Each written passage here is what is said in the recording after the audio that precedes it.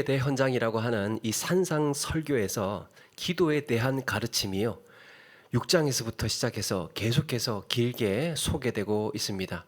이렇게 길게 소개되고 있다는 것은 우리의 삶에 이 기도가 얼마나 필요하고 중요한 것인지를 돌아보게 합니다. 앞에서 예수님께서 외식하는 자들에 대한 기도를 주의하라고, 외식하는 자들을 경계하라고 하셨고, 그러면서 기도는 어떻게 해야 되는가 본을 가르쳐 주셨습니다. 그게 6장 9절에서부터 시작되는 주기도문이죠. 그리고 오늘 말씀에는 또 기도가 어떻게 응답이 되는지 말씀하고 있습니다. 먼저 그 전에 한 가지 짚고 가야 할 것이 있는데요. 앞에 6장에 기도에 관한 교훈을 계속해서 말씀하시다가 7장에서도 기도에 대한 교훈이 이어지는데 그 중간에 오늘 7장 1절에서 6절까지 이 다소 어울리지 않아 보이는 말씀이 중간에 끼어 있는 것 같습니다. 무슨 내용입니까? 비판하지 말라. 비판받지 아니하려거든 비판하지 말라.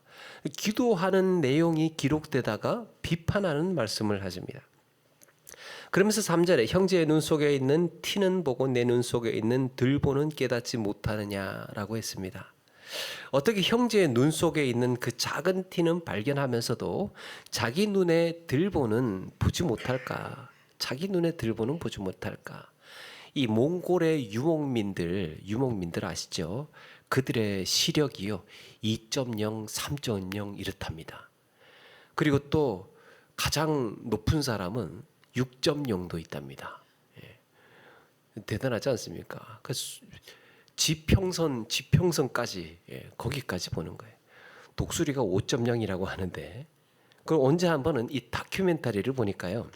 몽골 유목민들이 얼마나 눈이 좋은지 실험을 했는데 500m 거리에 떨어져 있는 이 거리에 있는 이만한 종이에다가 숫자를 썼는데요. 그 적힌 숫자를 이 무슨 숫자인지 읽는 것도 보았습니다.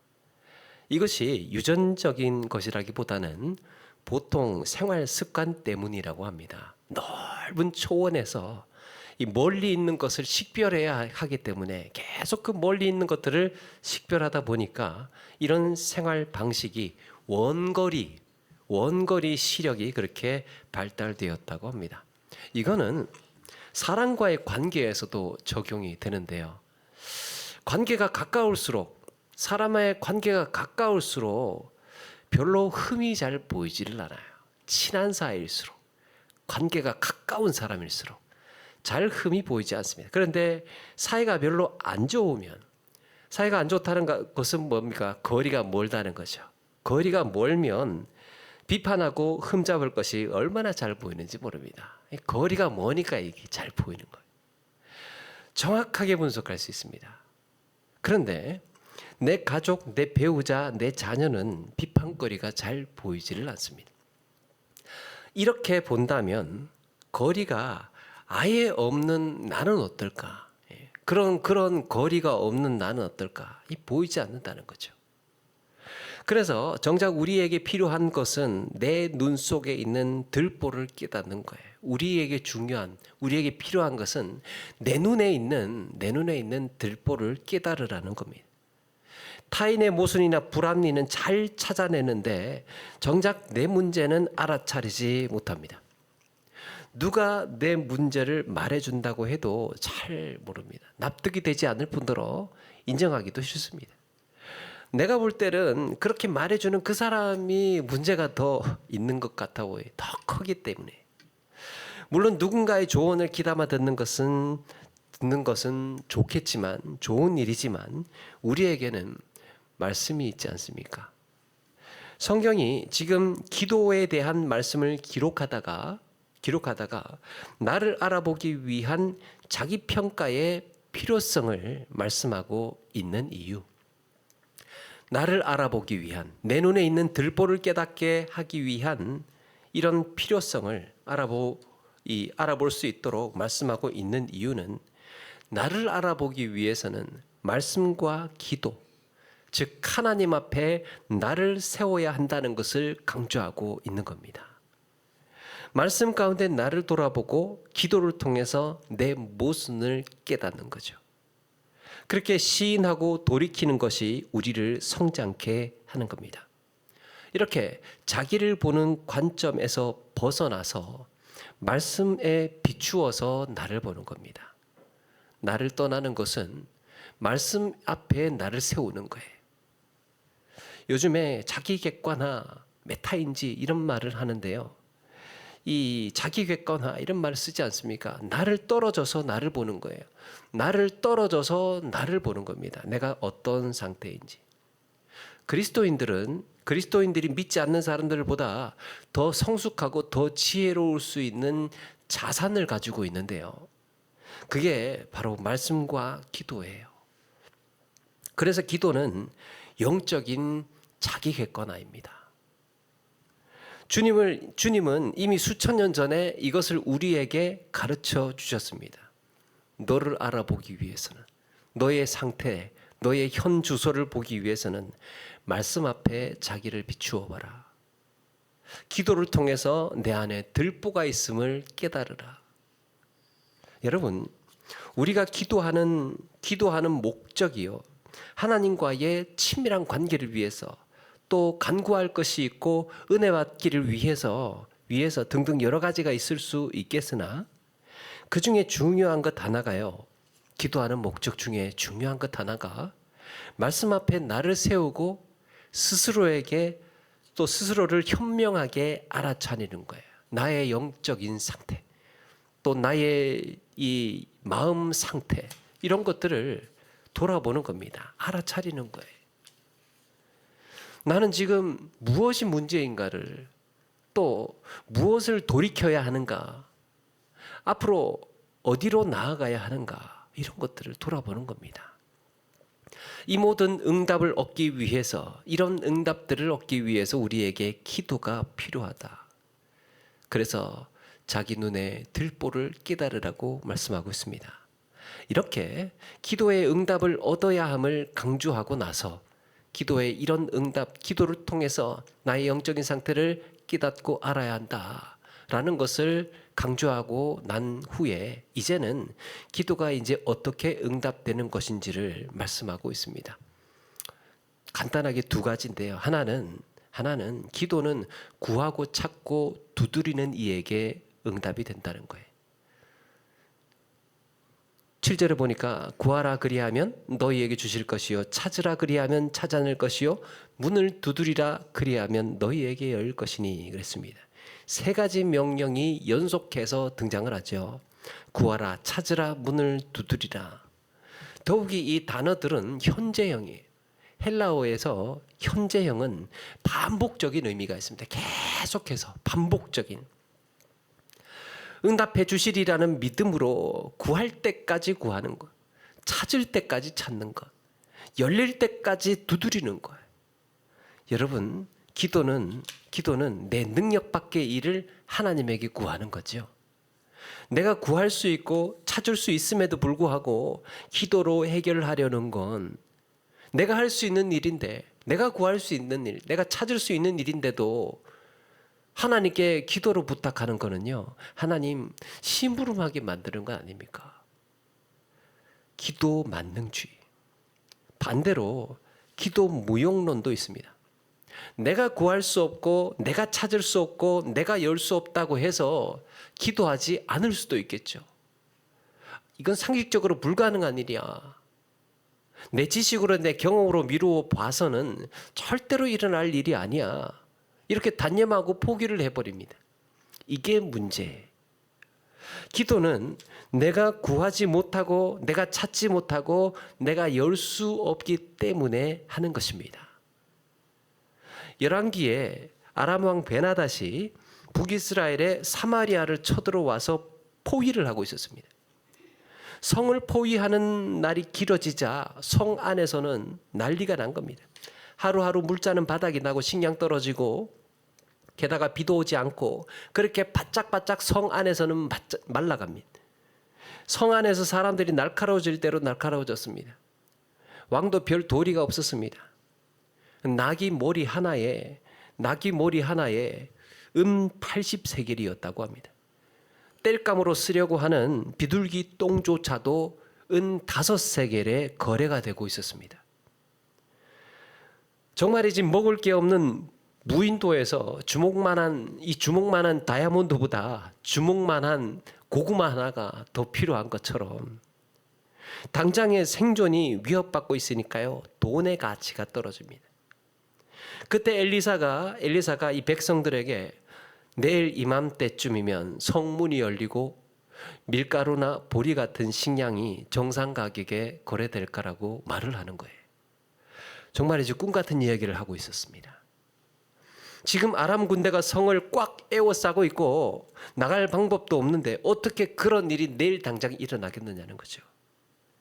내일까지 살아있으면 다행이다.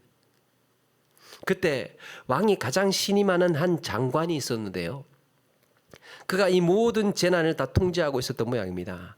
그가 이런 말을 합니다. 여호와께서 하늘의 창을 내신들 어찌 이런 일이 있으리요. 하늘의 창을 내신들. 그 장관이 보기에 우리는 지금 꼼짝없이 죽을 형편인데 무슨 소리 하는 거냐고. 이 상황은 하나님이 와도 못 뒤집어. 하나님이 와도 못 뒤집어. 그렇게 말한 겁니다. 엘리야는 이스라엘의 죄로 인해서 하늘의 창을 닫은 선지자예요. 3년 6개월 동안 비가 내리지 않았죠. 하늘의 창을 닫게 하여서. 그런데 그의 제자 엘리사는 이스라엘의 구원을 위해서 하늘의 창을 열었습니다. 이 모든 것이 기도하는 가운데에 이루어진 거예요.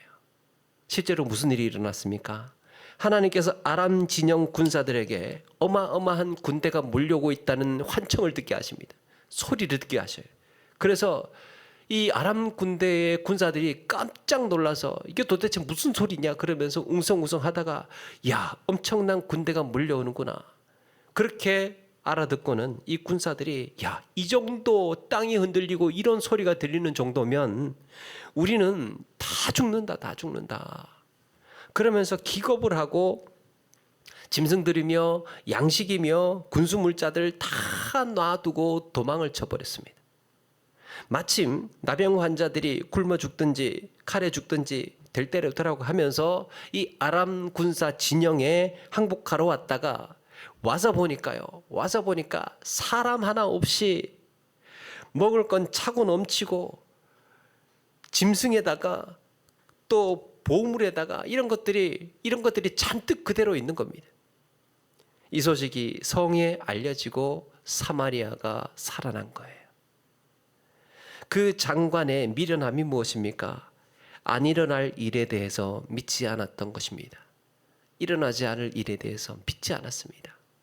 그러나 여러분, 하나님은 없는 것을 있는 것으로 부르시는 분인 줄로 믿습니다.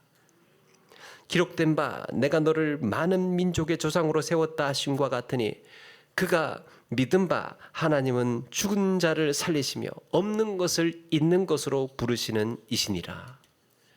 우리가 구하는 것은요, 오늘 주님께서 말씀하시는 이 구한다라고 할 때 이 구하는 것은 구할 수 없는 것을 말하는 겁니다. 우리가 지금 찾으라라고 하셨을 때 그 찾는 것은 우리 힘으로 찾을 수 있는 것을 말하는 게 아니에요. 우리 힘으로 찾아도 찾을 수 없는 것을 찾으라는 거예요. 그걸 누가 하신다는 겁니까? 하나님께서 찾게 해주신다는 거예요. 그래서 하나님께 구하고 찾으라고 말씀하고 있는 겁니다. 하나님만이 하실 수 있는, 하나님이 가장 잘하시는 일, 없는 것을 있는 것으로 부르시는 일이에요. 문이 없는 벽도 두드리면 하나님께서 열어주시는 줄로 믿습니다. 문이 없는데도 두드리면 열린다는 거죠. 인생의 벽에 가로막혔을 때, 사방이 둘러싸여서 살 길이 보이지 않을 때, 우리 하나님은 거기서 피할 길을 내시고 문을 만들어 내시는 분입니다. 시편 기자가 자주 사용하는 거 있죠. 사방에 우겨쌈을 당하여도 갈 길이 없어요. 도망갈 곳이 없습니다. 피할 곳이 없습니다. 그런데 어디로 피한다는 거예요? 하나님께로 피한다는 거예요. 하나님이 피할 길이에요. 홍해 바다가 가로막혔습니다. 더 이상 가지를 못합니다. 요단강이 범람해서 넘쳐 흐르고 있을 때 단 한 걸음도 내디딜 수 없을 정도로 앞으로 나아갈 수 없는 그 길에 하나님께서 길을 내신다는 거죠. 길이 있는데 찾으라고 하신 게 아니에요. 길이 없는데 하나님께서 찾으라고 하신 것입니다. 불가능하기에 기도이고 구할 수 없고 찾을 수 없기에 기도입니다. 불가능해서 기도예요. 기도가 어떻게 응답됩니까? 없는 것을 있는 것으로 부르시는 하나님의 능력을 믿고, 없는 것을 있는 것으로 부르시는 이 하나님의 능력을 믿고 구하고 찾고 두드려야 응답되는 줄로 믿습니다. 어떻게 응답된다고요? 찾을 수 없는 것을 찾고, 구할 수 없는 것을 구하고, 열리지 않는 문이 없는 곳조차도 두드릴 때 하나님께서 열어 주신다는 것입니다. 또 하나, 기도는 좋은 것으로 응답이 됩니다. 좋은 것으로. 9절 10절에 이렇게 말씀하고 있습니다. 너희 중에 누가 아들이 떡을 달라 하는데 돌을 주며 생선을 달라 하는데 뱀을 줄 사람이 있겠느냐? 당시에 빵을 구울 때 화덕에다가 구웠죠. 그렇게 굽고 나면 빵 색깔이며 이 모양이 골짜기나 개울에서 흔히 발견되는 이 둥그런 돌 모양하고 평평한 돌 모양하고 비슷했습니다. 겉으로 보기에는 빵하고 돌하고 이게 같아 보여도 실제로 배고픈 사람에게 돌이 무슨 소용이 있겠습니까? 예수님은 빵을 달라고 하는 이에게 그와 비슷하게 생긴 돌을 줄 아버지가 어디 있겠느냐고 말씀하고 있습니다. 마찬가지로 우리 하나님 아버지께서 그 자녀에게 유익한 것, 좋은 것으로 주시지 않겠느냐고 말씀하고 있습니다. 좋은 것으로. 생선을 달라 하는데 뱀을 줄 사람이 있겠느냐? 빵과 생선은 당시 유대인들에게 일상에서 흔히 먹게 되는, 흔히 접하는 이런 음식이었습니다. 이방인들은 뱀도 먹었다고 그러는데요. 유대인들은 이것이 부정한 짐승이라고 해서 먹지를 않았죠. 이 뱀도 생선 비늘을 연상하게 합니다. 뱀. 육신의 부모가 생선 대신 그와 비슷한 뱀을 주는 일이 없듯이 우리 하나님께서도 그의 자녀들에게 해악을 끼치는 유익하지 않은 것을 주시지 않는다고 말씀하고 있습니다. 그런데 예수님께서 이 빵과 돌, 생선과 뱀을 비교하셨는데요. 빵과 돌, 생선과 뱀을 비교하셨는데 이 둘 다 비슷해 보이는 것들이죠. 그런데 차이가 있습니다. 돌은 배고픈 사람에게 무익하고 뱀은 부정합니다. 여기서 강조하는 것이 하나님께서는 우리에게 유익한 것, 우리에게 필요한 것이 무엇인지를 정확히 아신다는 거예요. 비슷한 것으로 응답해 주시는 것이 아니고 우리의 정작 필요한 것이 무엇인지를 아신다는 겁니다. 더욱이 11절에 좋은 것이라는 표현이 2번 등장합니다. 11절에 보니까 악한 자라도 좋은 것으로 자식에게 줄 알거든 하물며 하늘에 계신 너희 아버지께서 구하는 자에게 좋은 것으로 주시지 않겠느냐. 이 좋은 것이라는 것이 이 표현이 2번 등장하는데 하나는 악한 자라도 좋은 것을 줄 알거든. 이때 좋은 것이 하나 있고 또 하나는 하나님께서 구하는 자에게 좋은 것으로 주시지 않겠느냐라는 표현이 또 하나가 있습니다. 좋은 것이라는 표현. 그런데 헬라어 성경에는 이 두 단어가 다른 단어예요. 다른 단어. 어떤 차이가 있느냐? 인간이 자식에게 주는 좋은 것은요, 비교적 좋은 것입니다. 비교적 좋은 것. 그러니까 생선과 뱀이 있어요. 이 부모가 선택해서 자식에게 줄 수 있는 것은 이 2가지뿐인데 그래도 그나마 뱀보다 생선이 나으니까 생선을 주는. 돌보다 빵이 낫고 뱀보다 생선이 유익한 것이어서 인간으로서 선택할 수 있는 최선의 것을 주는 겁니다. 그게 좋은 것이. 그런데 하나님께서 그 자녀에게 주시는 좋은 것은 제한이 없는 좋은 것입니다. 제한된 조건에서 인간이 선택할 수 있는 좋은 것이 아니고 가장 유익하고 가장 좋은 것으로 하나님께서 주신다는 겁니다. 같은 내용을 말씀하고 있는 누가복음에서는 이런 말씀이 있습니다. 너희 하늘 아버지께서 구하는 자에게 성령을 주시지 않겠느냐. 마태복음에서는 좋은 것이라고 했죠. 가장 좋은 것이라고 했는데 누가복음에서는 그 가장 좋은 것을 성령이라고 표현하고 있습니다. 그렇죠. 인간에게 주어지는 가장 큰 복은 성령이신 줄로 믿습니다. 성령 하나님께서 내 안에 들어오셔서 내 안에 내주하셔서 우리에게 가장 필요하고 유익한 것들 중에 최고인 것, 이 성령께서 내 안에 오셔서 위로와 소망과 은혜를 주시는 것이죠. 그렇게 기도는 구하고 찾고 두드리는 자에게 응답해 주시고 우리에게 가장 유익하고 필요한 것으로 응답이 된다고 말씀하고 있습니다. 여러분, 우리의 신앙의 삶에서 우리 스스로 제한을 긋지 않고 이거는 안 될 거야, 내 경험으로는 불가능해, 이걸 어떻게 이루어진다는 거야, 기도한다고 되겠어, 이런 게 아니라는 거예요. 어떻게 응답된다는 겁니까? 구할 수 없기 때문에 구하라는 거예요. 찾을 수 없기 때문에 찾으라는 겁니다. 문이 없기 때문에 두드리라는 거예요. 그 활동이 뭐냐고요? 기도라는 겁니다. 기도. 네가 구할 수 있으면 왜 구하라고 하겠어? 기도하라고 하겠냐? 네가 찾을 수 있는데 왜 내가 굳이 찾으라고 하겠냐? 네가 알아서 찾아야지. 주님께서 지금 우리에게 하시는 말씀은 불가능한 일이기에 하라고 하시는 것입니다. 우리의 소망, 우리의 또 비전은 여기에 있습니다. 기도해라. 불가능해 보이는 것, 찾을 수 없는 것, 열릴 수 없다고 생각되어지는 것에서 기도해라. 기도는 그렇게 응답이 되는 것이다. 그렇게 응답할 것이다. 여러분, 그리고 좋은 것, 하나님이 주시는 것이 가장 좋은 것이, 우리 부모가 주는 것도 좋은 것이지만 하나님께서 주시는 것, 없는 것을 있는 것으로 만들어내시고 부르시고 창조하시고 구원하시는 그 하나님께서 우리가 기도하는 가운데에 가장 또 유익한 것, 최고의 것을 준비해 놓으시고 우리에게 기도하라고 초청하고 부르고 있습니다. 이 땅 살아가는 동안에 낙심하지 않고 소망을 잃지 않고 우리 주님께 부르짖어서 간구하고 응답을 받는 그런 신실한 신앙의 삶을 살아가는 우리 모두가 되시기를 바랍니다.